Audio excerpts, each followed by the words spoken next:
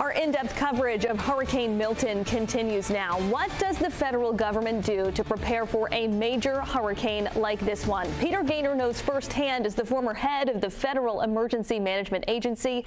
He joins me now. Thanks so much for being here. Thanks, Kim. Thanks for the invite. So just from your perspective, I mean, obviously Florida was hit hard by Hurricane Helene. Now we've got Hurricane Milton fast approaching. When you see a storm like this one, what goes through your mind? Yeah, I mean, I think as a nation we have to be prepared for all kinds of disasters, no matter where we live. So this is hurricane season on the Atlantic. There's, fire season on the west, and everything in between, flooding.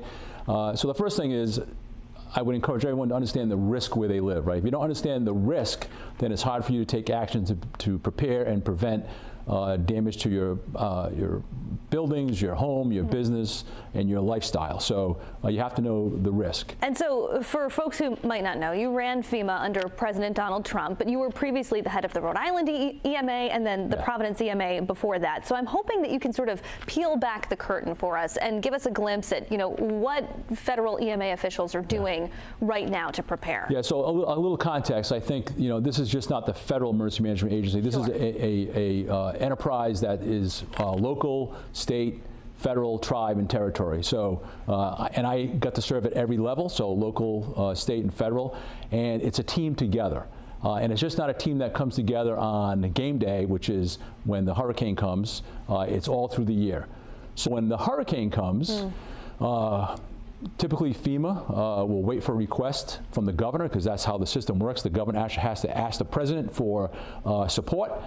In the case of Helene, and I'll just use North Carolina, Governor Cooper asked President Biden for a pre-landfall declaration that allows FEMA to get a head start before the hurricane comes. So we can pour in people and material, and we allow the state to spend some money before the actual hurricane occurs. And speaking of spending, there's been a lot of discourse about how FEMA is or isn't spending money to respond to these storms.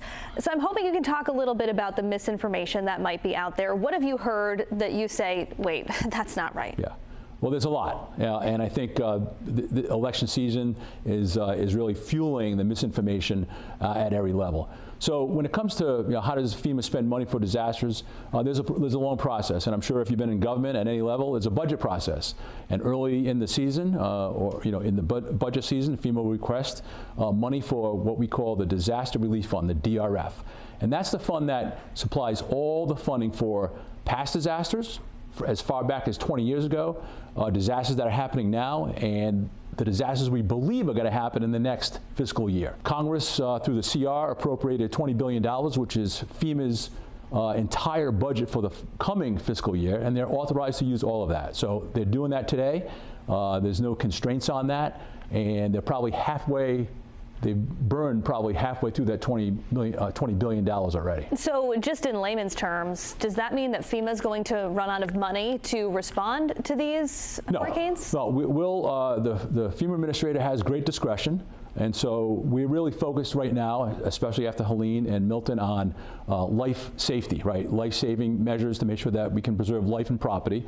And all those other things that can wait, that are not tied to life safety, property preservation in the moment, we'll just put that on the back burner. All right, that is all the time that we have. Former FEMA Administrator Peter Gaynor, thanks so much for being here. Thanks, Kim. And widespread damage is expected across the Southeast following damage from Hurricane Helene. You can still donate to help recovery efforts at WPRI.com/help or by scanning this QR code. And we'll continue tracking Milton's path with updates 24/7 at WPRI.com.